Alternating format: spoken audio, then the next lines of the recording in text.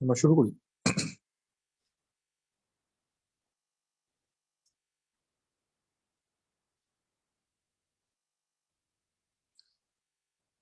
সুজন ভাই ক্লাস ছাড়তে দেরি করে ফেলছে। আমরা তাহলে শুরু করতে পারি। আমরা তো মনে হয় রিটেন পোর্শনে ছিলাম, তাই না?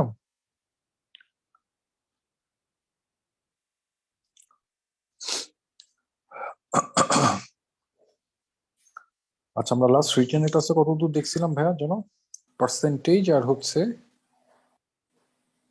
রেশিও প্রপোর্শনটা দেখে ফেলছিলাম, তাই না? জি স্যার। ওকে, তাহলে আজকে আমাদের ফ্র্যাকশন থেকে শুরু হওয়ার কথা, ফ্র্যাকশন বা ভগ্নাংশ থেকে শুরু হওয়ার কথা।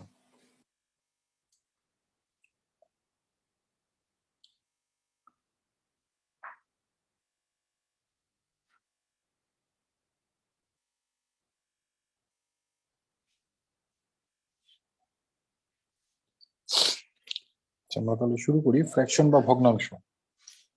এখানে আমাদের যে অঙ্কগুলো আছে এখান থেকে আসলে অঙ্ক থাকার সম্ভাবনা খুব একটা বেশি নাই ফ্র্যাকশন বা ভগ্নাংশ থেকে, কিন্তু আমাদের সিলেবাসে আছে, এর জন্য একটু পড়তে হবে, এটাই আর কিছু না। সিলেবাসে আছে বলে আমরা পড়বো, আমাদের এমসিকিউটা ধরেন আরো একবার রিভিউ হয়ে যাচ্ছে, এটাই লাভ। এখান থেকে প্রশ্ন আসার সম্ভাবনা খুব একটা বেশি নাই। তবে আমাদের পরীক্ষাতে এইটা এবং এইটা প্রাইভেট ব্যাংকে আসছিল, এই দুইটা প্রশ্ন আবার প্রাইভেট ব্যাংকে আসছিল, তাহলে সেই ক্ষেত্রে দিয়ে দিতে পারে। তো একটু দেখে যাও আর কিছু না। ভগ্নাংশের ক্ষেত্রে আমরা যদি ফার্স্টে 9 নম্বর অঙ্কটা দেখি, দেখেন 9 কি বলছে, একটা super market Shanta spend half of her money on fresh fruits. Super মার্কেটে শান্তা তার কাছে যে টাকা আছে তার অর্ধেক পরিমাণ টাকা সে ফ্রেশ ফ্রুটস এর জন্য ব্যয় করছে। তাহলে শান্তার কাছে কত টাকা আছে এদিকে আমরা জানি না স্যার। না। তাহলে ধরে নি যে let the initial amount of Shanta be X টাকা। আমরা ধরে নিলাম শান্তার কাছে ইনিশিয়ালি এক্স টাকা আছে, অতএব amount spent on fresh fruits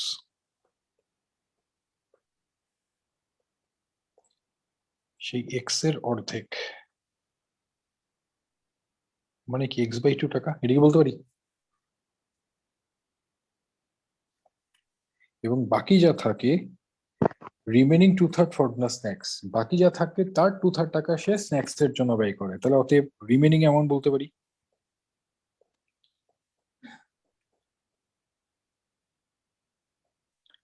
তাহলে রিমেনিং অ্যামাউন্টটা কত? টোটাল টাকা থেকে আমি যদি ফ্রেশ ফ্রুটস এর টাকা বাদ দিয়ে দিই তাহলে বাকি থাকে কত? বাকি x/2 টাকা, এটা কি বলা যায়?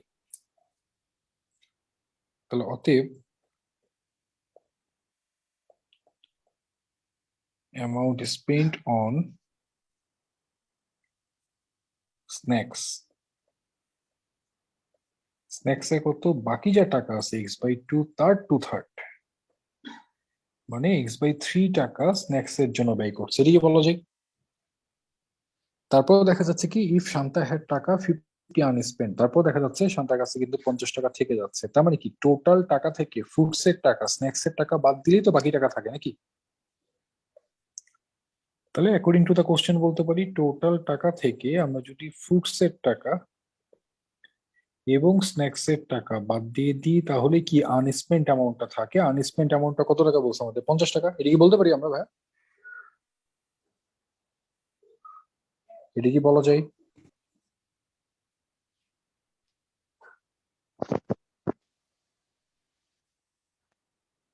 তাই যদি হয় তাহলে দেখেন আমরা লসাগু করে ফেলতে পারি। এখন লসাগু হয় তাহলে স্যার এটা স্যার এই যে স্যার এই যে রিমেইনিং যে অ্যামাউন্টটা ছিল, রিমেইনিং অ্যামাউন্ট থেকে যদি এই যে সেনাক্সের টাকাটা বাদ দিলাম তাহলে কি তাও হবে, 50 পেতাম না?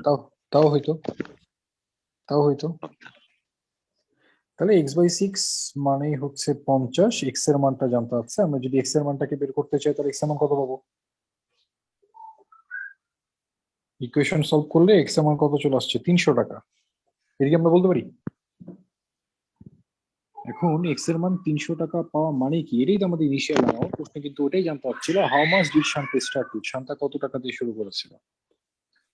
তাহলে এখন আমরা যেহেতু রিটেন এটাকে একেবারে আমরা স্পেসিফিক করে দেব। তাহলে এখন আমরা কি লিখবো, যতএব অ্যামাউন্ট, অতএব initial amount of Shanta equal to 300 টাকা। এটাই আমাদের অ্যান্সার। আমরা অ্যান্সারকে স্পেসিফিক করে দেবো, অ্যান্সার টাকা 300। এটা কি বলতে পারি?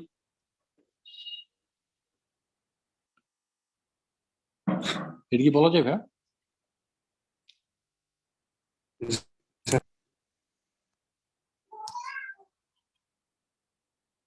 এই পর্যন্ত কি ক্লিয়ার? তাহলে সেম প্যাটার্নের প্রশ্ন ছিল, দেখেন 8 নাম্বারটা কি জিনিস। 8 নম্বর প্রশ্নটা আমাদের পরীক্ষাতে আসছে, একই রকমের প্রশ্ন। দেখেন 8-এ কি বলছে। According to card dealer sales report, 1/3 of the cards sold during a certain period were sedans.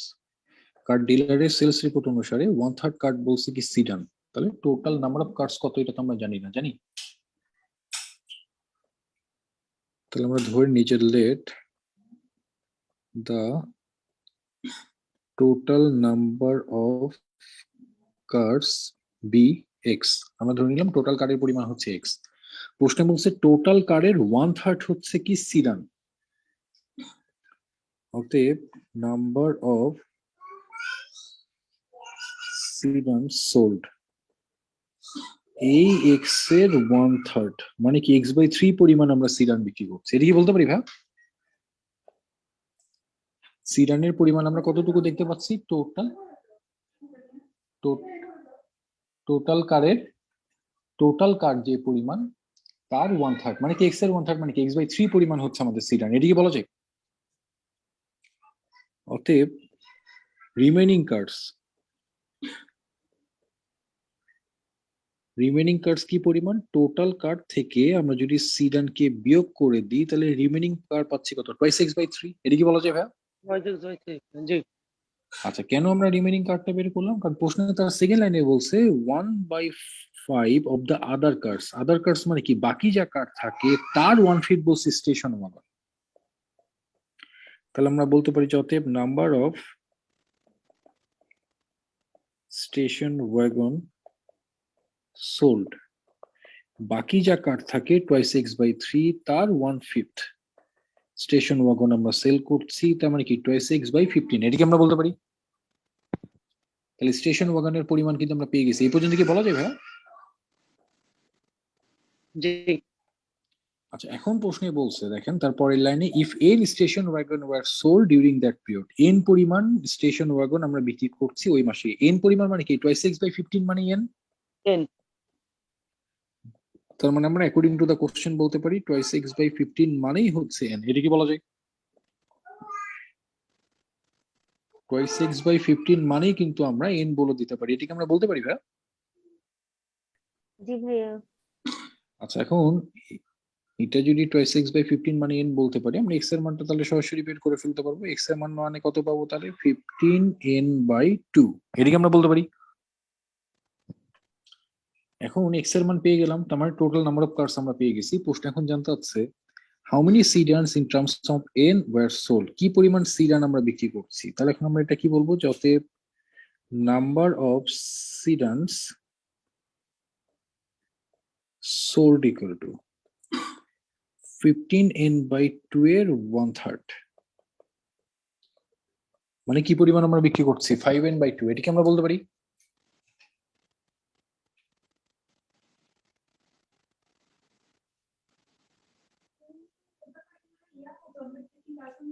G sir এটা কি বলা যাবে? জি আচ্ছা, তাহলে এখন প্রশ্নে কিন্তু ওটাই জানতে চাচ্ছে যে আমরা কি পরিমাণ সিডান আসলে ওই সময়ের মধ্যে বিক্রি করছি। এটাই তো আমাদের অ্যান্সার, রাইট? তাহলে রিটেনের অঙ্ক হওয়ার জন্য এটাকে কিন্তু একেবারে স্পেসিফিক করে ফেলতে হবে। আমরা তাহলে এখন অ্যান্সারটাকে আলাদাভাবে বলবো যে অ্যান্সার 5n/2। এটা কি আমরা বলতে পারি? জি ওকে, তাহলে একই প্যাটার্নের অঙ্ক গত ক্লাসের সাথে রিলেটেড অঙ্ক, সেটা হচ্ছে 6 নম্বরটা। 6 নম্বর প্রশ্নটা কিন্তু আমাদের বেশ কয়েকবার পরীক্ষাতে আসছে। প্রাইভেট ব্যাংকে এটা অবশ্য এমসিকিউতে বেশ কয়েকবার আসছে, রিটেন আসছিল একবার দুইবারের মতো, তাও প্রাইভেট ব্যাংকে কি বলছি, in country 60% male citizen and 70% of the female citizen are eligible to vote. সবাই কিন্তু ভোট দেওয়ার ক্ষেত্রে যোগ্যতা রাখে নাই। কি বলছে, মেলদের মধ্যে 60%, ফিমেলদের মধ্যে 70%। তাহলে মেল কতজন আছে, ফিমেল কতজন আছে, এটা কি আমরা এক্স্যাক্টলি জানি? না স্যার। না স্যার। আমরা কিন্তু এক্স্যাক্টলি জানি না, তাহলে এটাকে আমাদের ধরে নিতে হবে। তাহলে কিভাবে ধরে নিব, যে let total number of male and female citizen be 100x and 100y respectively। কেন 100x বা 100y ধরলাম, সরাসরি x আর y ধরলেও কিন্তু হইতো। 100x 100y ধরার অর্থটা হচ্ছে যে পার্সেন্টেজটা দেওয়া আছে সেই পার্সেন্টেজ গুলো আমার ক্যালকুলেশন করতে সুবিধা হবে। ঠিক আছে, আপনি এখানে শুধু 100 যদি ধরতেন তাহলে কিন্তু এটা এমসিকিউতে করা যেত, রিটেনে কিন্তু ডিরেক্ট 100 ধরে অঙ্ক করা যাবে না, এক্স এর প্রেক্ষাপটে ধরে নিতে হবে। এর জন্য আমরা ক্যালকুলেশনটাও যাতে সহজ হয় এটাকে মাথায় নেওয়ার জন্য আমরা কি করলাম, 100x আর 100y ধরে আসলে কাজ করলাম।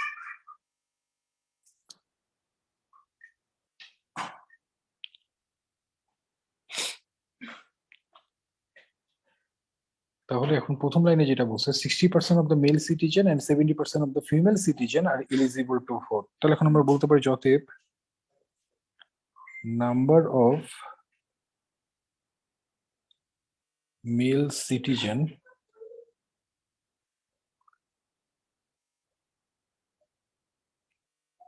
এলিজিবল টু ভোট কি পরিমাণ, 100x পিপল তার 60%, মানে 60x পরিমাণ লোক হচ্ছে মেল হচ্ছে এলিজিবল টু ভোট। মেলদের মধ্যে মেল ছিল 100x, তার 60% মানে 60x পরিমাণ লোক সংখ্যা হচ্ছে ভোট দেওয়ার ক্ষেত্রে যোগ্যতা রাখে। And number of female citizen eligible to vote. Female কতজন ছিল আমাদের, 100y, এই 100y কত পার্সেন্ট বলছিল, 70%, মানে 70y সংখ্যক পিপল আসলে ভোট দেওয়ার ক্ষেত্রে যোগ্যতা রাখে। এটা কি বলা যায়? এ পর্যন্ত কি আমরা বলতে পারি ভাইয়া? জি ভাইয়া। তাহলে মেলদের মধ্যে কতজন এবং ফিমেলদের মধ্যে কতজন ভোট দেওয়ার ক্ষেত্রে যোগ্যতা রাখে এটা কিন্তু আমরা বের করে ফেলছি। প্রশ্ন এখন তারপরে বলছে during the election 70% of the male citizen who eligible to vote voted. মেলদের মধ্যে যারা ভোট দেওয়ার ক্ষেত্রে যোগ্যতা রাখে তার 70% পিপল আসলে ভোট দিচ্ছে। মেলদের মধ্যে কতজন ভোট দেওয়ার যোগ্যতা ছিল, 60x। তাহলে এখন তার নিচে বলতে পারি, তার নিচের লাইনে লেখেন যে অতএব number of male citizen eligible to vote voted. যারা ভোট দেওয়ার ক্ষেত্রে যোগ্যতা রাখে, কতজন ভোট দেওয়ার ক্ষেত্রে যোগ্যতা ছিল আমাদের, 60x সংখ্যক মেল তার 70%, মানে 42x পরিমাণ মেল হচ্ছে আমাদের ভোটটা দিচ্ছে। And number of female citizen eligible to vote voted, 70x পরিমাণ ছিল এলিজিবল, তার 60%, মানে এটাও কত, এটা কিন্তু y ছিল, সরি 42y, কারণ আমরা ফিমেল সিটিজেন তো 100y ধরছিলাম। তাহলে number of female citizen eligible to vote 70y 60%, মানে কি 42y। তার মানে মেলদের মধ্যে ভোট দেওয়ার ক্ষেত্রে যোগ্যতা রাখে 42x, ফিমেলদের মধ্যে ভোট দেওয়ার ক্ষেত্রে যোগ্যতা রাখে 42y। এটাকে আমরা বলতে পারি, সরি, যারা যোগ্যতা সম্পন্ন ছিল তারা ভোটটা দিল, মেলদের মধ্যে ছিল 42x এবং ফিমেলদের মধ্যে 42y। এটাকে আমরা বলতে পারি। জি। প্রশ্নের শেষ লাইন এখন জানতে হচ্ছে কি, what fraction of the citizen voted during the election. টোটালের কত অংশ এই ইলেকশনের সময় ভোট দিচ্ছে। তো এখন আমরা বলবো যতএব ফ্র্যাকশন অফ সিটিজেন্স ভোটেড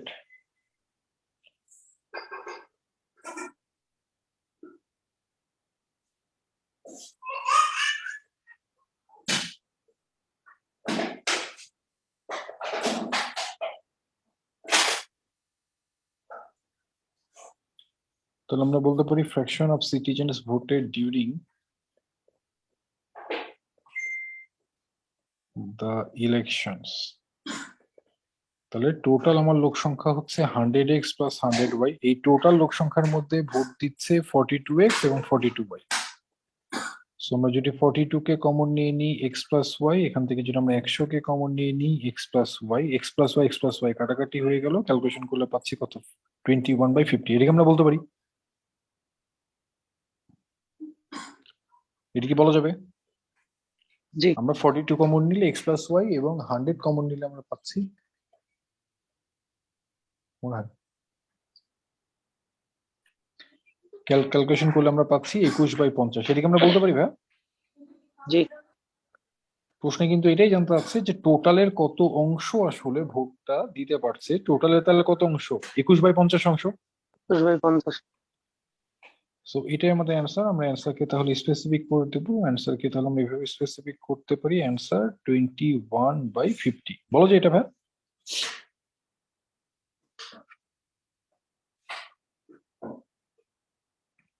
তাহলে ঠিক একই প্যাটার্নে আমরা দেখেন 7 নম্বর অঙ্কটা করতে পারবো, সিম্পল অঙ্ক একেবারে। 7 নম্বর এগুলো প্রশ্ন কিন্তু বেসিক্যালি এমসিকিউ থেকে আসলে রিটেনে চলে আসছিল।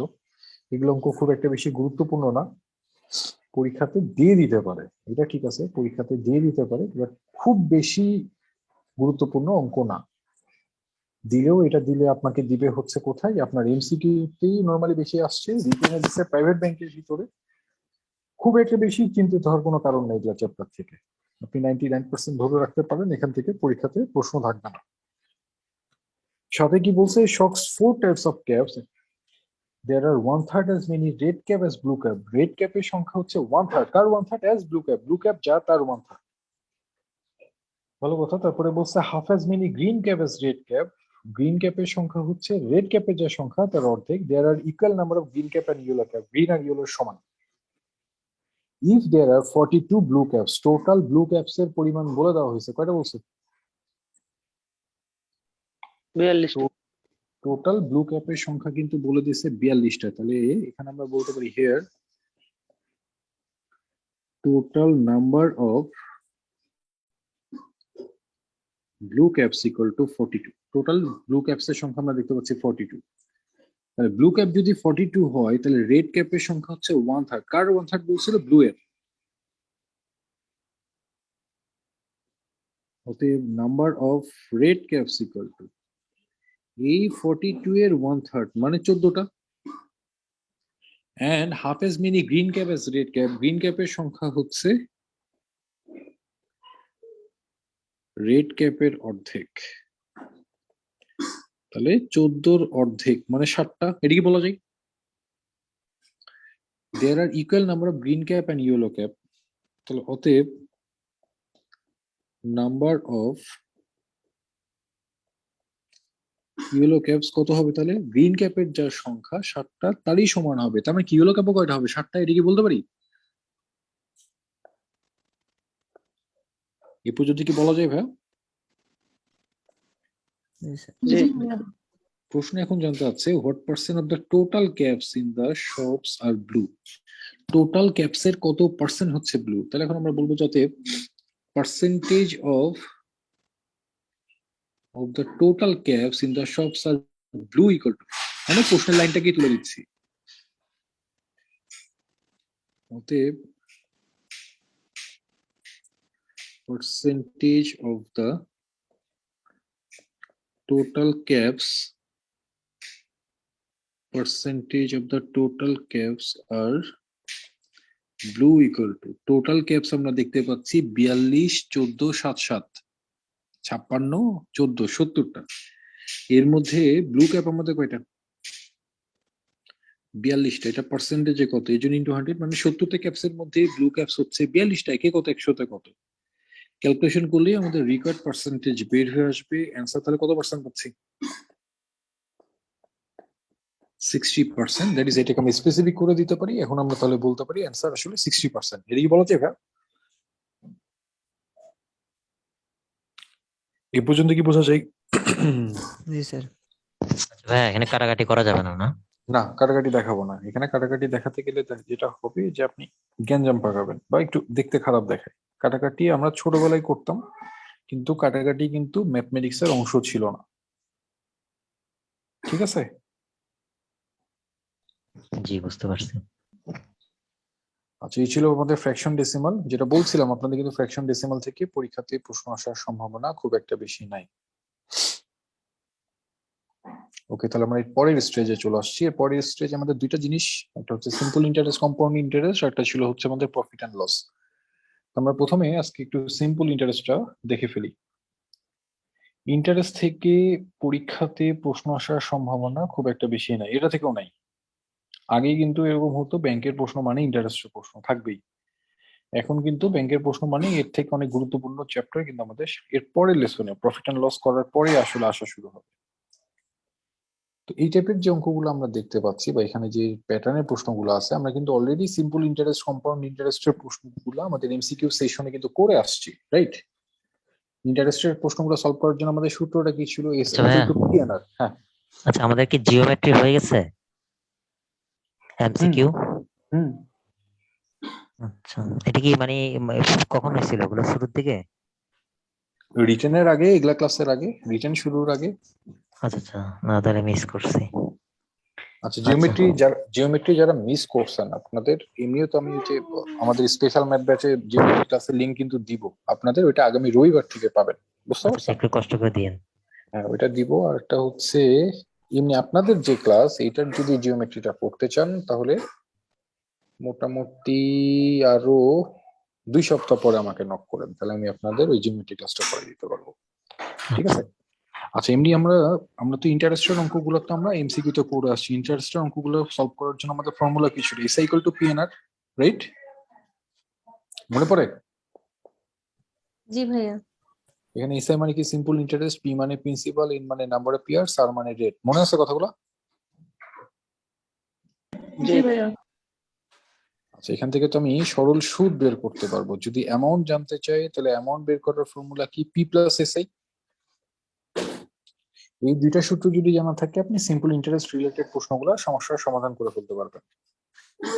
এবং সিম্পল ইন্টারেস্টের প্রশ্নগুলো সলভ করার সময় আমরা একটা রুলস বলছিলাম যে সিম্পল ইন্টারেস্টের ক্ষেত্রে কিন্তু প্রতি বছরে সুদের টাকার পরিমাণ সমান হয়, রাইট? মনে পড়ে?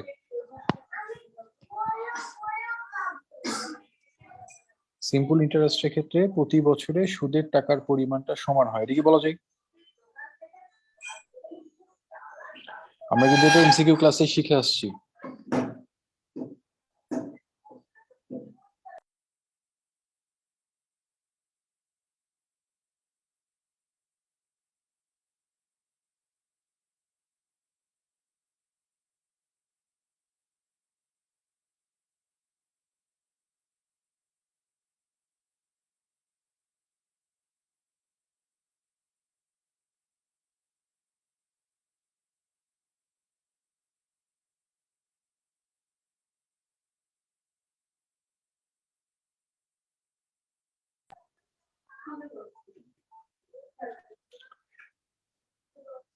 আচ্ছা, আমি যেটা বলছিলাম যে সিম্পল ইন্টারেস্টের ক্ষেত্রে কিন্তু কি হয়, প্রতি বছরে সুদের টাকার পরিমাণটা সমান হয়, এটা কিন্তু আমরা এমসিকিউ ক্লাসে দেখে আসছিলাম, মনে পড়ে?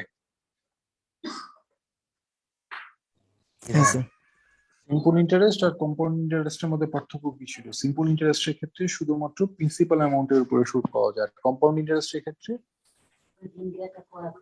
শুধুমাত্র মূলধন আসল না, সুদ প্রতি বছর সুদ জমা মূলধন হয়। মূলধন এবং সুদ দুইটার উপরে পাওয়া যায়। সিম্পল ইন্টারেস্টের ক্ষেত্রে শুধুমাত্র মূলধনের উপরে পাওয়া যায়।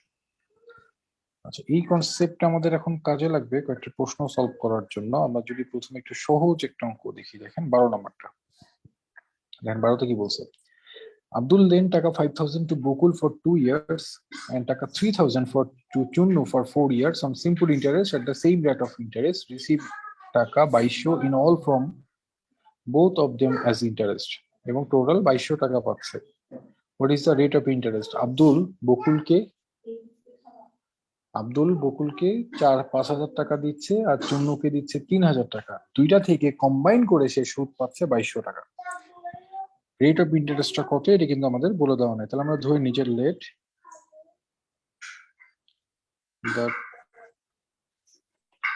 the rate of interest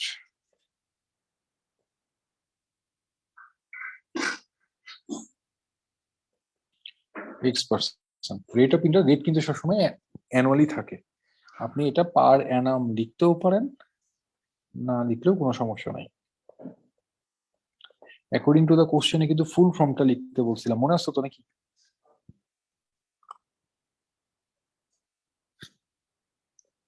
তাহলে 5,000 টাকার উপরে x% রেটে 2 বছর এবং 3,000 টাকার উপরে x% রেটে 4 বছর, দুইটা থেকে কম্বাইন করে সে সুদ পাচ্ছে 2200 টাকা। ইকুয়েশনটা কিভাবে বলতে পারি? That is PNR। PNR দুইটাকে কম্বাইন করে নেট সুদ পাওয়া যাচ্ছে কত টাকা? 2200 টাকা। তাহলে ইকুয়েশন দুইটাকে যোগ করে আমরা কি ইকুয়েশন দাঁড় করাতে পারি 2200 টাকা? এটা কি বলা যায়? জি ভাইয়া। তাহলে সিম্পলি এখন ইকুয়েশনটাকে সলভ করে ফেলতে পারলে আমাদের রেট অফ ইন্টারেস্টটা কত এটা বের হয়ে আসবে। আমরা লসাগু করি। তাহলে 50x কাটাকাটি করলে এখানে পাচ্ছি 30x মানে 2200।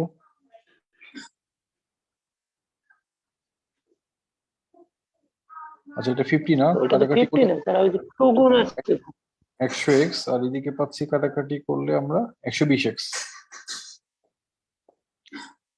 তার মানে x এর মানে আমরা পাচ্ছি 2200/220। তার মানে কাটাকাটি করলে আমরা দেখতে পাচ্ছি কত পার্সেন্টেজের সমান আসলে 10। এটা কি বলা যায়?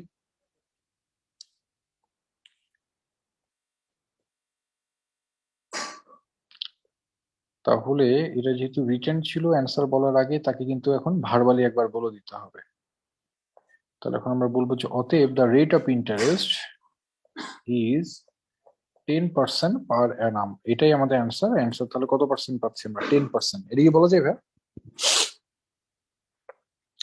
অ্যান্সার তাহলে আমরা জি ভাইয়া। ফাইনালি পেয়ে যাচ্ছি 10%-এর সমান। এটা কি আমরা বলতে পারবো? তাহলে একই প্যাটার্নের অঙ্ক ছিল, দেখেন 17 নম্বরটা একই জিনিস, সেম প্যাটার্নে আমাদের 17 নম্বর অঙ্কটাও হবে।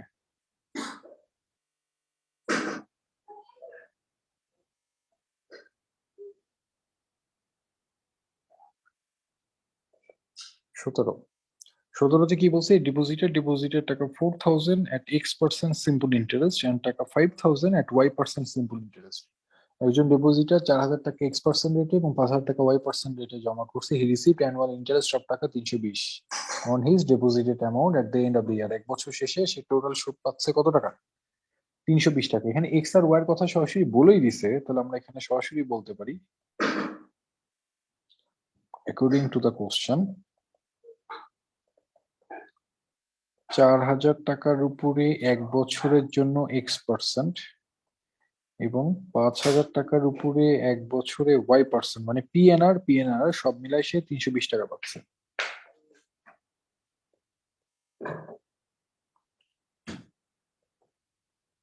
তাহলে 4x প্লাস 5y মানে 32। এটা কি বলা যায় ভাই?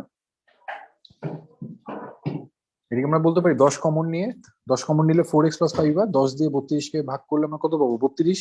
320 কে ভাগ করলে 32। এটাকে আমরা বলতে পারি। জি ভাইয়া।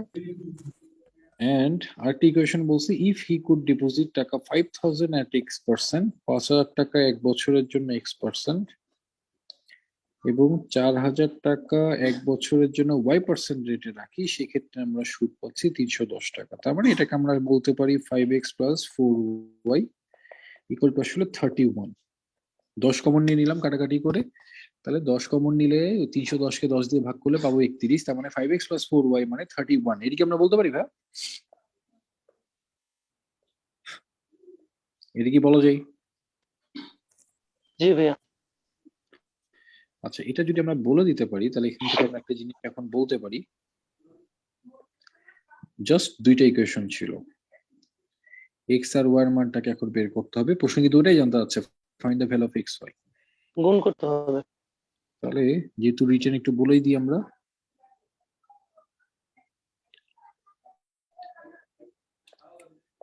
যে মাল্টিপ্লাইং 1/5 and 2/4 we get আজ দ্বারা গুণ যদি করি এককে তাহলে 20x প্লাস 25y, এদিকে পাচ্ছি 150 160, এটাকে 4 দ্বারা গুণ করলে 20x প্লাস 16y, এদিকে পাচ্ছি 124। তাহলে সিম্পলি যদি আমরা বিয়োগ করে দিই তাহলে এক্সটা কিন্তু ভ্যানিশ হয়ে যায়। তাহলে 9y ইকুয়াল টু 36, ওয়ার মানটা আমরা পেয়ে যাচ্ছি 4। ওয়ার মানটা কি 4, এটা কি বলা যায়? এখন ওয়ার মান যদি 4 হয়, ওয়ার মানটাকে যে কোনো একটা ইকুয়েশনে বসাই দেন তাহলে কিন্তু এক্স এর মান বের হয়ে আসবে। তাহলে বলবো যে putting the value of y in equation 1 we get. Sir এটা যে বিয়োগ করছে এটা কি কিছু লিখতে হবে না? না। লিখে দিতে হবে না? ওই নিচে তো আমি সাইন দিয়ে দিলাম, সমস্যা নাই। ভ্যালু অফ y ইন 1, এবং এই যে লাইনগুলো লিখছি এটা সরাসরি না লিখলেও হয়, কিন্তু তারপর রিটেনের জন্য তো আমরা মোটামুটি তো দেখাই দিচ্ছি।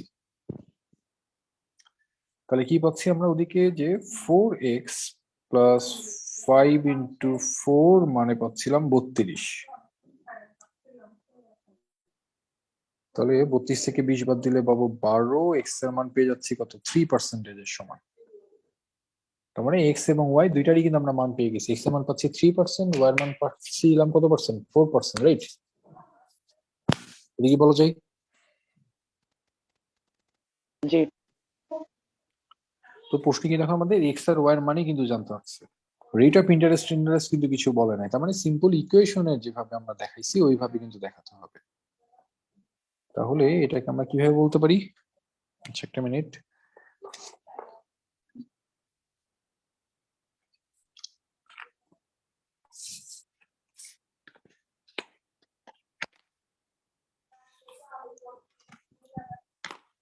তাহলে এটাকে আমরা কিভাবে বলতে পারি? আমরা এখন এটাকে বলবো অতএব x, y ইকুয়াল টু আসলে 3,4, কারণ আমাদের কিন্তু x আর y এর মান জানতে চাচ্ছে, রেট অফ ইন্টারেস্ট কিন্তু কিছু বলে নাই। তাহলে আমরা এভাবেই ছেড়ে দেবো। কথাই বুঝাতে পারছি ভাই? জি স্যার। অ্যানসার লেখার দরকার নাই নাকি? সমাধানে কোনো অ্যান্সার হয় না, ও আচ্ছা। তাই না? আমরা 1 নম্বর লেসনে বা রিটেনের একে আমরা তো এটা দেখে আসছিলাম।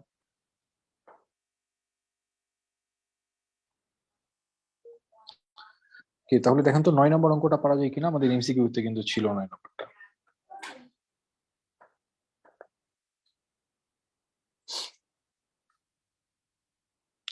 নয় কি বলছে? The simple interest on a sum of money will be টাকা 600 আফটার 10 ইয়ার্স। যে সিম্পল ইন্টারেস্ট 10 বছর পরে কত টাকা পাওয়া যাচ্ছে? 600 টাকা। The principal is tripled after 5 years. প্রিন্সিপালকে যদি 5 বছর পরে 5 বছর পরে যদি 3 গুণ করে দিই তাহলে টোটাল ইন্টারেস্টটা কত হবে? তাহলে প্রথম 5 বছর পর্যন্ত কিন্তু আগের রেটেই যাবে, রাইট? জি স্যার। তাহলে here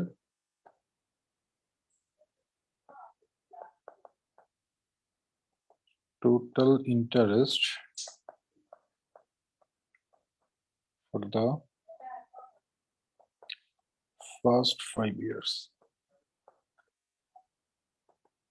তাহলে 10 বছরের সুদ 600 টাকা, একে কত, 5-এ কত, কত টাকা বলতে পারি? 300 টাকা। এটা কি বলা যায়?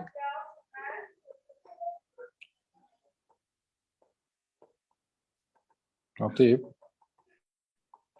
রিমেনিং ইন্টারেস্ট 600 থেকে যদি আমরা 300 কে বাদ দিয়ে দিই তাহলে বাকি থাকলো কত? বাকি 300 টাকা, কারণ টোটাল টাকা তো আমার 600 টাকা বলছিল নাকি?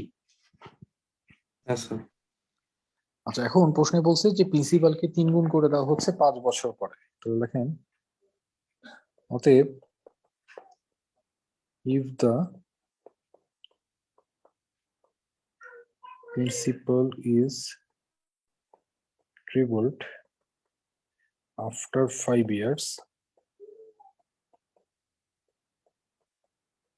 the interest will also be tripled. সুদের টাকাটাও কত গুণ হয়ে যাবে? 3 গুণ হয়ে যাবে। অতএব total interest for the next 5 years equal to, তাহলে বাকি সুদ হওয়ার কথা 300 টাকা, যেহেতু প্রিন্সিপাল 3 গুণ হয়ে যাচ্ছে তাহলে সুদের টাকাটাও 3 গুণ হয়ে গেল। তাহলে সুদের টাকা 3 গুণ করে আমরা কত টাকা পেলাম? 900 টাকা। এদিকে আমরা বলতে পারি জি ভাইয়া। তাহলে এখন প্রশ্ন আমাদের কাছে কি জানতে চাচ্ছে যে what will be the total interest at the end of the 10th ইয়ার, 10 বছর শেষে টোটাল ইন্টারেস্টটা কত। তাহলে এখন আমরা বলবো যাতে টোটাল ইন্টারেস্ট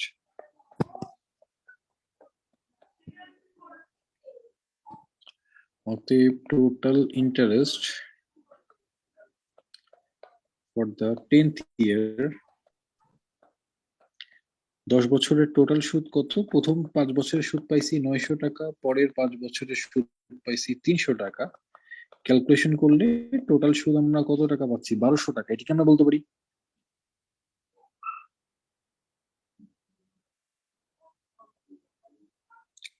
টোটাল সুদ আমরা পাচ্ছি 1200 টাকা। এটি কি বলা যায়? জি ভাইয়া। তাহলে এখন এটাকে আমরা বলবো যে অ্যান্সার টাকা 1200। টোটাল 10 বছরের সুদ আমরা পেয়ে যাচ্ছি 1200 টাকা। এটা কি বলতে পারবো?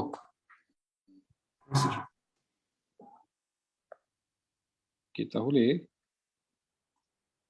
তাহলে আমরা 18 নম্বর প্রশ্নটাও দেখে ফেলতে পারি। কম্পাউন্ডের অঙ্ক হলেও এটা কিন্তু ইনস্টলমেন্টের অঙ্ক, এবং ইনস্টলমেন্টের অঙ্কগুলোও কিন্তু আমরা এমসিকিউতে দেখে আসছি।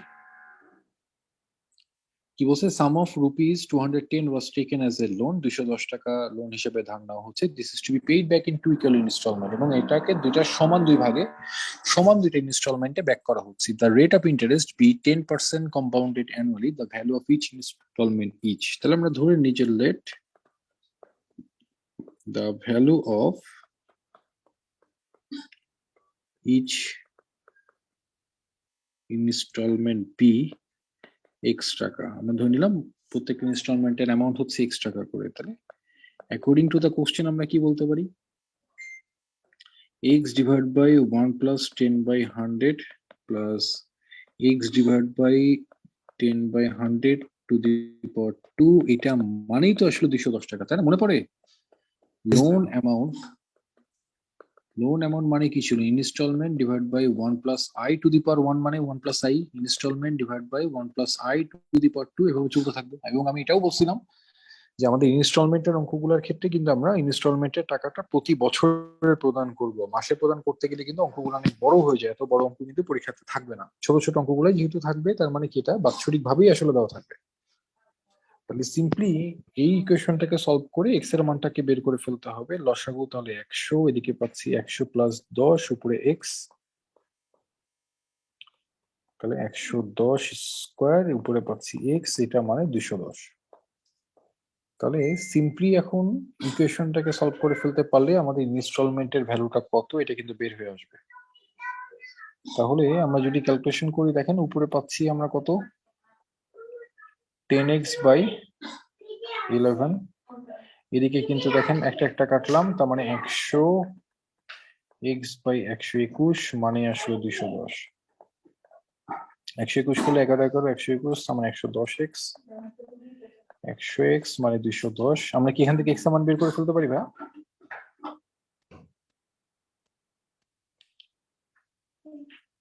তাহলে সিম্পলি যদি আমরা হিসাব করি, আমাদের লসাগু 121, এদিকে পাচ্ছি 210x মানে 210 210 কাটাকাটি হয়ে গেল, x এর মান আমরা পেয়ে যাচ্ছি কত, 121 টাকা। এটা কি বলা যায়?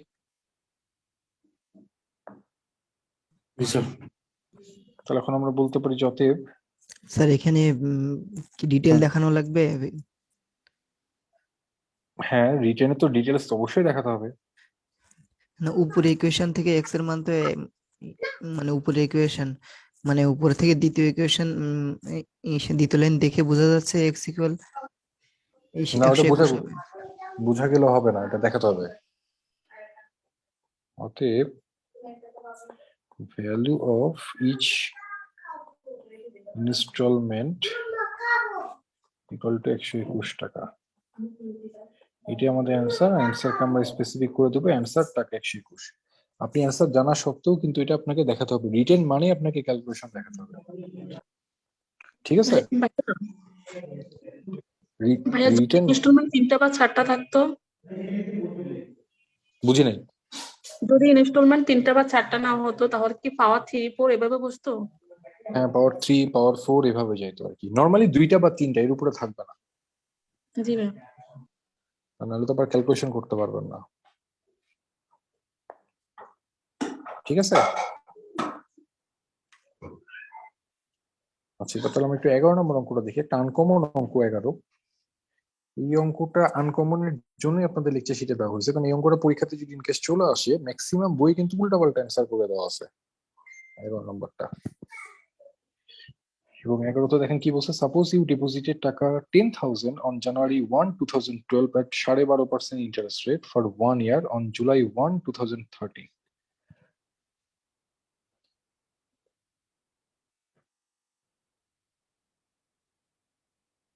Suppose you deposited টাকা 10,000 January 1, 2012 at 12.5% interest rate for 1 year.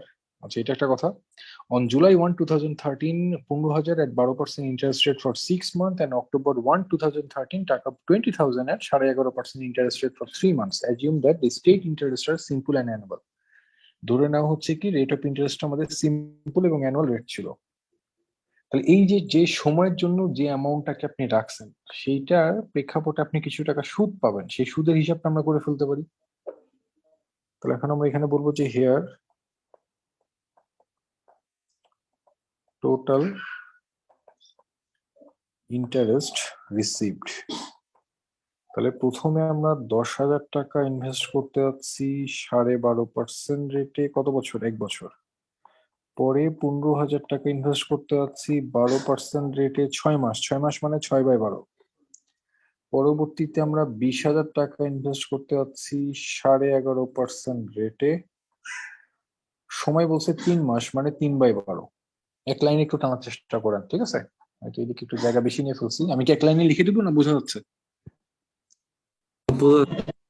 একটা প্রশ্ন স্যার, ওই যে আপনার 2013 থেকে কি কোনো কিছুই নাই নাকি? ওই না, ওইটা যেহেতু কিছু বলে নাই তার মানে কিছু নাই। কারণ আপনাকে বলেই দেওয়া হয়েছে আপনি কিন্তু মাত্র 1 বছর বা 6 মাস বা 3 মাসের জন্য টাকাটাকে খাটাচ্ছিলেন, তার মানে ওই সময় বাদে আর কিছু নাই। তাহলে এটাকে কাটাকাটি করলে দেখেন আমরা টোটাল ইন্টারেস্টটা কত এটা কিন্তু পেয়ে যাবো। কাটাকাটি করে দেখেন কত আসে। তো কাটাকাটি যদি করি, এখানে 0 0 কাটলাম, এটাতে পাবো 1250, এটাতে যদি কাটাকাটি করি 2, কাটাকাটি কিন্তু দেখাবো না আমরা, মানে 900, 4 দিয়ে যদি এটাকে কাটি তাহলে পাবো হচ্ছে 50, মানে 550 আর 25, 575 টাকা। 2150, 2150, 2650, 2650, 2725 টাকা। তার মানে টোটাল ইন্টারেস্ট আমরা পাচ্ছি 2725 টাকা। এটা কি আমরা বলতে পারি না? টোটাল ইন্টারেস্ট আমরা পাইলাম 2725 টাকা, এটা কি বলা যায়?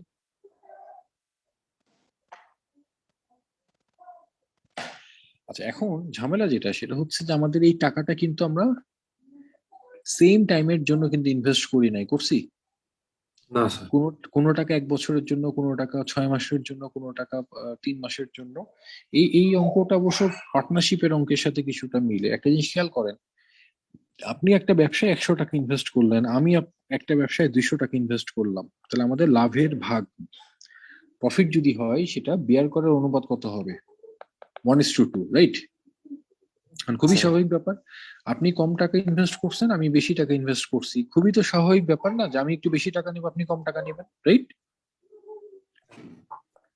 আচ্ছা, এখন একটা জিনিস দেখেন যে সময় নিয়ে, এখানে কিন্তু সময়টাকে নিয়েও একটা চিন্তা করতে হবে যে আপনি 100 টাকা 5 বছর ধরে খাটাই নিয়ে আসছেন আর আমি 1 বছর ধরে খাটাইছি, তাহলে কিন্তু আপনি এখন যদি আমি দাবি করি আমাকে 1:2 অনুপাতে প্রফিট ভাগ দিতে হবে, আপনি তখন তো বলবেন যে ভাই আপনি টাকা এত খাটাইছেন মাত্র 1 বছর, আমি তো টাকা খাটাই নিয়ে আসছি 5 বছর, তাহলে অবশ্যই আপনার প্রফিটের টাকা আমার প্রফিটের টাকা সমান হওয়া উচিত না। তাহলে সেক্ষেত্রে আমাদের করণীয় কি হবে?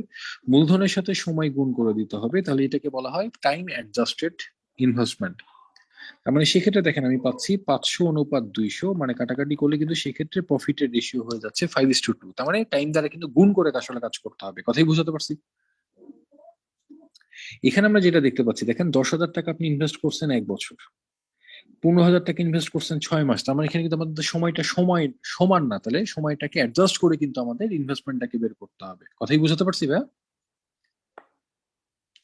তাহলে এখন আমরা বলবো যে অতএব টাইম অ্যাডজাস্টেড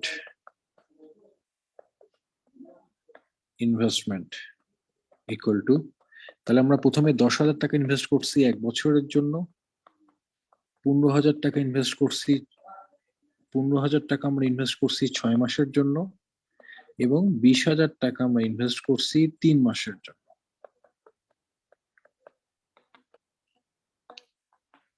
4 মানে 5,000 টাকা। তাহলে টাইম ওয়েটেড ইনভেস্টমেন্ট আমরা কত দেখতে পাচ্ছি? 22,500 টাকা। এটা কি বলা যায় ভাইয়া? তাহলে টাইম ওয়েটেড ইনভেস্টমেন্ট আমরা দেখতে পাচ্ছি 22,500 টাকা। এই পর্যন্ত কি আমরা বলতে পারি ভাইয়া? জি ভাইয়া।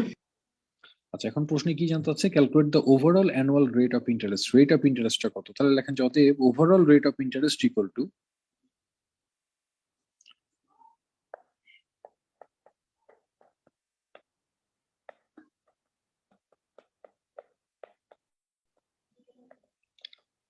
তাহলে 22,500 টাকায় সুদ পাওয়া যায় 2725 টাকা, একে কত 100 কত? 22,500 যে টাইমটাকে অ্যাডজাস্ট করে 1 বছরের হিসাবেই কিন্তু করলাম, বছরের হিসাবেই কিন্তু বললাম। তাহলে 22,500 টাকায় সুদ পাওয়া যায় 2725 টাকা। জানতে হচ্ছে এটা পার্সেন্টেজে কত, মানে কি একে কত 100 কত? কাটাকাটি করলে যেটা আসবে এটাই আমাদের রেট অফ ইন্টারেস্ট। তাহলে আমরা যদি কাটাকাটি করি তাহলে 0 0 কাটলাম, তাহলে 225 কে দিয়ে 2725, 25 দিয়ে যদি কাটি তাহলে এদিকে আমরা পাচ্ছি হচ্ছে কত? 4 8 9, 25 দিয়ে কাটলে 1, 225,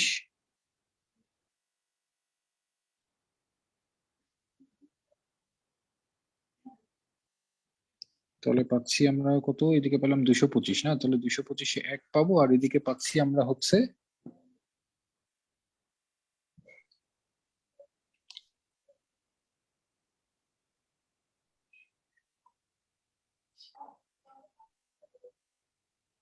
তেরো 225 না, 25 একে 25, 1 নামলো, তাহলে এদিকে পাচ্ছি 2। আচ্ছা, 2 যেহেতু নামলো, 2টা ঘর আমি নামাতে পারছি, 1 ঘর তো যায় না, তার মানে একটা 0 12 আসবে, পয়েন্ট একটা কিন্তু 0 আসবে। তাহলে 1 0, আর 9 25 হয় 225, 109। তার মানে আমরা পাচ্ছি 9 12 108, তার মানে 12.11%। তার মানে রেট অফ ইন্টারেস্ট আমরা দেখতে পাচ্ছি 12.11%। এটাই আমাদের অ্যান্সার। আমরা অ্যান্সারকে তাহলে স্পেসিফিক করে দিলাম 12.11%। এ পর্যন্ত কি আমরা বলতে পারি ভাইয়া? স্যার এ পর্যন্ত কি? হচ্ছে কি হুম। রাব করা যাবে ইয়াতে বুঝলাম না। চ্যাপ্টার করার সময় যদি রাব করার জন্য এক মানে পাশে জায়গা নেই, তাহলে কি সমস্যা আছে? ধরেন কাটাকাটি করার ক্ষেত্রে কাটাকাটি রাফ কাগজে করতে হবে। আই মিন আপনার আপনার পরীক্ষাতে একেবারে লাস্ট পেজটা, রিটেনের একেবারে লাস্ট পেজটা কিন্তু রাফ পেজের জন্য, ঠিক আছে? ওইটাতে কাটাকাটি করবেন বা ইয়া করবেন, কিন্তু প্রবেশপত্রে কিন্তু করেন না ভুল করেও। প্রবেশপত্রে করলে কিন্তু চ্যালেঞ্জ করে ফেললে কিন্তু আপনি বিপদে পড়ে যাবেন, কারণ প্রবেশপত্র তো আপনি বাসা থেকে নিয়ে গেছেন। এটা কিন্তু কোনোভাবেই প্রমাণ করতে পারবেন না যে আপনি ক্লাসে বসে সেটা লেখালেখি করছেন। প্রবেশপত্রে কিন্তু কখনোই লেখালেখি করা যাবে না, কিন্তু খুব কেয়ারফুল থাকতে হবে। প্রশ্ন লিখে নেবে প্রশ্নে? একটা বিষয় স্যার, এই যে আপনার ডিরেক্টর আমার ইলেকট্রিক্যাল দিতে যায়, হ্যাঁ, কোশ্চেনে হুম। কোনো রাব করতে যায় না, তখন বাধ্য হয়ে আপনার অ্যাডমিট কার্ডের উপরে করতে হয়েছে। মানে এটা আমার আচ্ছা, ওটা তাদের যারা এখন ইয়াতে ছিল, মানে তারা আসলে জানে না। মানে বেসিক্যালি কিন্তু নিয়ম অ্যাডমিটে না, বেসিক্যালি নিয়ম হচ্ছে যে আপনাকে কিন্তু মানে মূল প্রশ্নেই কাজ করতে হবে।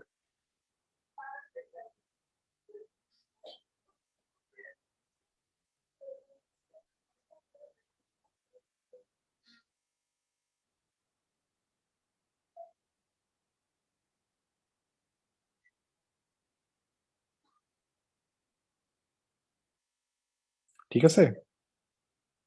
জি স্যার। আচ্ছা, এই যে এখন অঙ্কটা দেখলাম আমরা 10 নাম্বার, এবং এখন আর 11 নাম্বার, এবং আর একটা অঙ্ক এখন দেখবো হচ্ছে 10 নাম্বার। এই দুইটা অঙ্ক কিন্তু আমাদের ফ্যাকাল্টি অফ বিজনেস স্টাডিজ এর অঙ্ক ছিল, এবং আপনারা জানেন যে ফ্যাকাল্টি অফ বিজনেস স্টাডিজ এর অঙ্কগুলো কিন্তু সাম্প্রতিক এই পরীক্ষাতে এখন কিন্তু তারা কোশ্চেন করবে, ঠিক আছে? এগুলা অঙ্ক কিন্তু একটু আনকমন, এই আনকমন অঙ্কগুলো একটু দেখে যেতে হবে যাতে পরীক্ষাতে আমাদের কোনোভাবে মার্কটা মিস না যায়।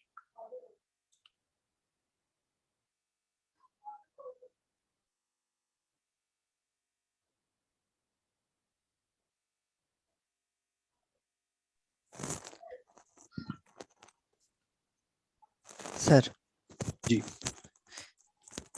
Is it say time adjustment investment এই ধরনের কোনো হুম। অঙ্ক তো এমসিকিউ পাইলাম না। না, নাই।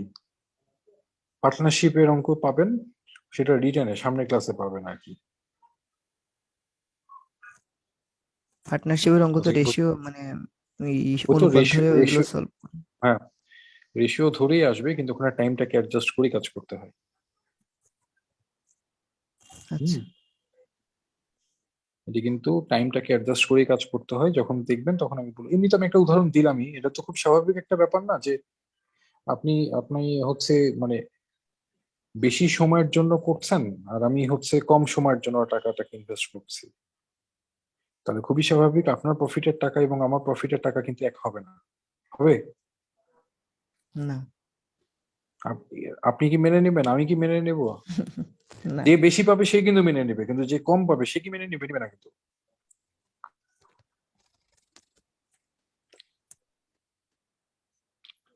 ঠিক আছে।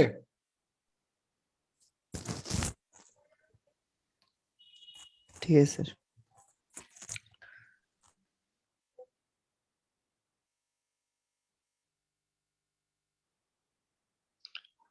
ওকে, তাহলে আমরা তার পরেরটা একটু দেখি, 11 নম্বরটা। 11 তো দেখলাম, 10 নম্বরটা। 10-এ কি বলছে? এ ম্যান ডিপোজিট টাকা 5,000 at 5% annual interest rate for 6 month. প্রতি 6 মাস, 6 মাসের জন্য সে টাকাটাকে জমা রাখছে। In every 6 month he উইথড্রস 500 from his principal plus interest earn. এবং সে প্রতি 6 মাস পর পর কি করে, সুদ যা আসে সেটা তো নেই, উল্টা মূলধন থেকে সে 500 টাকা বের করে নেয়। তাহলে what is the amount, total amount of interest he receive? সে কিন্তু তার মানে গোটা টাকা একবারে বের করে নেয়, প্রতি 6 মাস পর পর করে কিন্তু সে কিন্তু 500 করে বের করা শুরু করছে, রাইট? একটা জিনিস খেয়াল করেন যে প্রথম 6 মাসের আমার সুদ কত বলুন তো? 5,000 টাকার উপরে 5% রেটে 6 মাস মানে হাফ বছর। পরের 6 মাসে যে কি হবে, 4,500 টাকার উপরে 5% রেটে কত বছর? হাফ বছর, 4,500।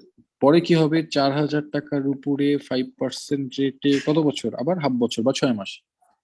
এইভাবে এখন আমাকে কতদূর পর্যন্ত আমি যাব, যতক্ষণ না পর্যন্ত আমার মূল টাকাটা ভ্যানিশ হচ্ছে ততদিন পর্যন্ত আমাকে কিন্তু টাকাটাকে উত্তোলন করতে করতে যেতে হবে, রাইট? এখন একটা জিনিস খেয়াল করেন, 5% রেট হাফ বছর, তার মানে এইটা মানে অ্যাকচুয়ালি ইকুইভ্যালেন্ট অ্যামাউন্ট কত? 2.5% না? এটা কি বলা যায়? জি। আচ্ছা, তার মানে আগেই আমরা এটাকে টাইমটাকে নিয়ে আগে একটু তাহলে চিন্তা করে ফেলতে পারি। তাহলে এখানে বলি যে here effective rate of interest, লেখেন যে hair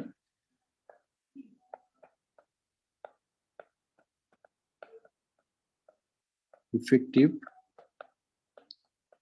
rate of interest equal to 5%, মানে 5/2। কেন কিভাবে 2 দ্বারা ভাগ করলাম? কারণ আমাদের রেট অফ ইন্টারেস্টটা বাৎসরিক, কিন্তু প্রতি 6 মাস পর পর সুদ দিচ্ছেন। এক বছর 2 বা 6 মাস পাওয়া যায়, তার মানে 2 দ্বারা ভাগ করে দিলাম, তার মানে রেট অফ ইন্টারেস্ট অ্যাকচুয়ালি কত পার্সেন্টেজের সমান? আমাদের 2.5%-এর সমান, রাইট? অতএব টোটাল ইন্টারেস্ট রিসিভড 2.5% করে কত টাকার উপরে যাব? প্রথমে চিন্তা করব 5,000 টাকার উপরে, তারপরে 4,500 টাকার উপরে, তারপরে 4,000 টাকার উপরে, তারপরে 3,500 টাকার উপরে। এভাবে কত দূর পর্যন্ত যাব আমি? 500 টাকা পর্যন্ত। এটা কি বলতে পারি? তাহলে আমরা যদি 500-কে কমন নিয়ে নিই তাহলে কত কত পাচ্ছি? 10, 9, 8, 7, এভাবে কত দূর পর্যন্ত যাচ্ছে? 1 পর্যন্ত। তাহলে 1 থেকে 10 পর্যন্ত বা 1 থেকে n পর্যন্ত স্বাভাবিক সংখ্যার যোগফল বের করার ফর্মুলাটা যেন কি ছিল? n into n-1 divide by 2, মনে পড়ে? তাই না? তাহলে 10 into 10-1 ডিভাইড বাই 2।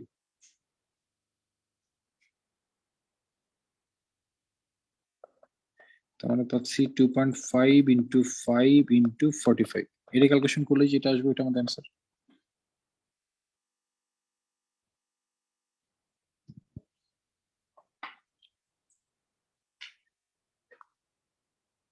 দেখেন কত আসে।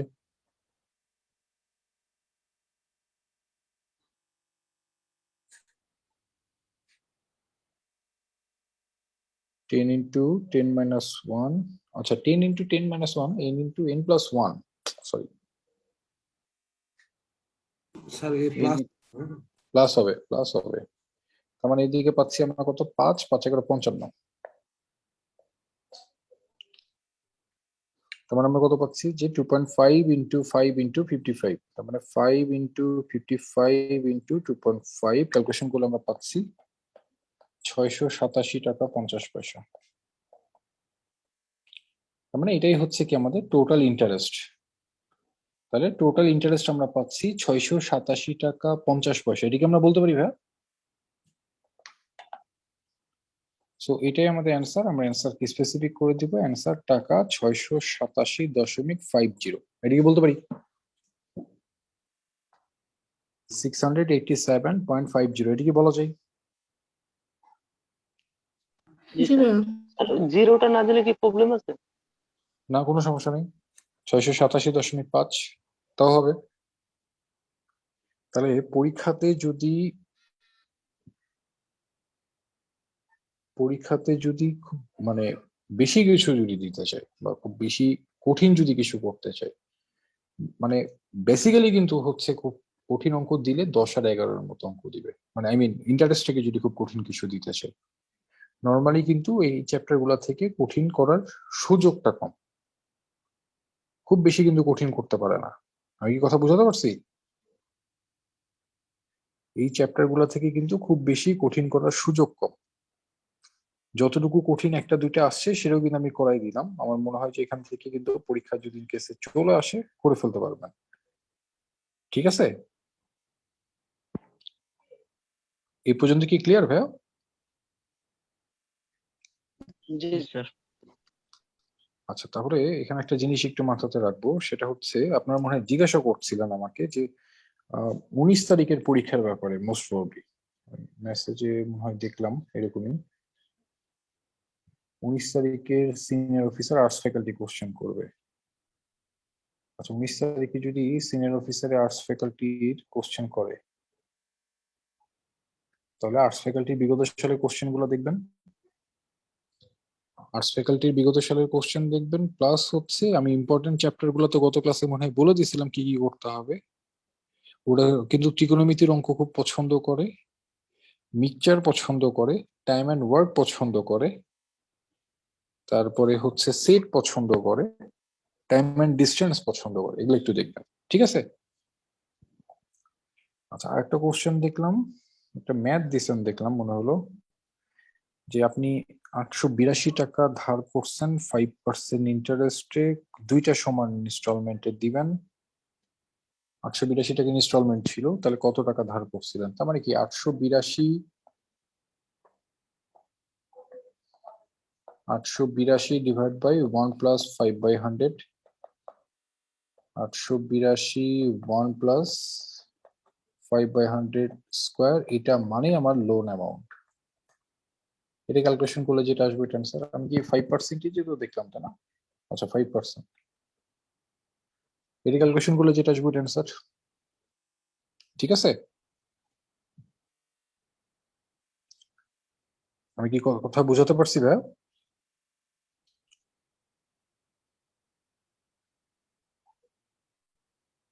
আমার কথা কি বোঝা গেছে? হ্যালো, জি ভাইয়া।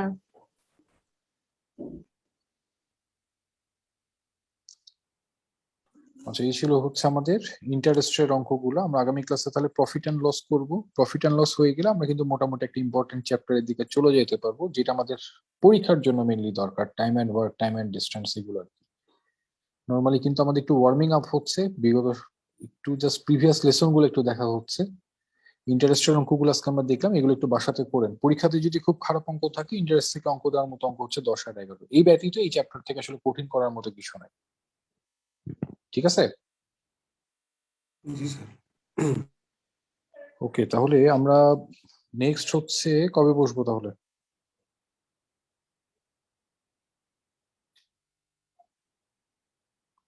নেক্সট কবে বসা যায়? আপনাদের তো আবার 19 তারিখেই তো পরীক্ষা, মানে শুক্রবারই তো পরীক্ষা, তাই না? জি স্যার 19 তারিখ পরীক্ষা আছে। আচ্ছা, তাহলে তো শুক্র শনি তো আর দেওয়া যাচ্ছে না, শুক্র শনি তাহলে আর দিব না। স্যার শুক্র শনি ছাড়া কি কোনো রুটিন করা যায় স্যার? ও তো শুক্র শনি তো আমি আপনাদের দিচ্ছিও না, পরীক্ষা দেওয়ার জন্যই তো না আমি না ছেড়ে ঠিক দিয়ে আছে রাখছি। স্যার। হ্যাঁ স্যার, এই জন্য তো। আমি তো চেষ্টা করছি আপনাদের শুক্রবার শনিবার না দেওয়ার জন্য, যাতে আপনার পরীক্ষাটা একটু স্মুথলি দিতে পারেন। শুক্র শনি বাদ দিয়ে আমরা কি তাহলে কালকে বসি? কালকে বসলে আমাদের প্রফিট এন্ড লস পর্যন্ত হয়ে যাবে। জি স্যার কালকে হ্যাঁ দেন। স্যার ঠিক আছে। কালকে বসি, তারপর একবার রবিবারে বসবো, ঠিক আছে? হ্যাঁ স্যার। জি স্যার বৃহস্পতিবার একটু প্রবলেম হয়, কারণ পরীক্ষা দিতে যে যেতে হয় তো। না, বৃহস্পতিবারও দিব না, বৃহস্পতিবারও দিব না, বৃহস্পতিবার প্রবলেম হয়। বৃহস্পতিবারেও দিব না। ভাইয়া, হুম আমরা কি এখন হার্ড কপি নিতে পারবো? হার্ড কপির জন্য কিন্তু আমি বলছিলাম একটু ফোন দেওয়ার জন্য, ফোন কি দিছিলেন? না ভাইয়া। আচ্ছা, একটু কালকে সকালবেলা ফোন দিন, দেখেন কি বলছে, ঠিক আছে? জি ভাইয়া। ওকে। আর ভাইয়া, এই শীট গুলো কি আমাদেরকে দেওয়া হয়েছে, রিটেনের ম্যাথের শীট গুলা? আপনাদের গ্রুপে প্রত্যেকটা শিটই আপলোড করে, প্রথম দিনে আমি আপলোড করে দিয়েছিলাম, দেখেন প্রথম জি দিনই ভাইয়া। আমি আপলোড করে দিছি, দেখেন রিটেন শিট নামে আছে, রিটেন ম্যাথ। স্যার হুম ওই যে পূবালী ব্যাংকের যে ক্যাশের এক্সামটা, এটা কি রিটেন এমসিকিউ একসাথে হয়? আবার বলেন। পূবালী ব্যাংকের ক্যাশ ক্যাশ অফিসার যেটা, হুম এটা কি রিটেন এমসিকিউ একসাথে হবে কিনা, হয় কিনা? রিটেন এমসিকিউ একসাথে হবে। আচ্ছা স্যার, এটার এক্সাম টেকার কি জানা আছে কিনা বা কারা হইতে পারে? পুবালিরটা তো একটু দেখে বলতে হবে ভাই। আচ্ছা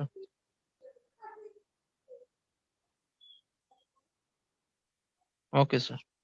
ওকে।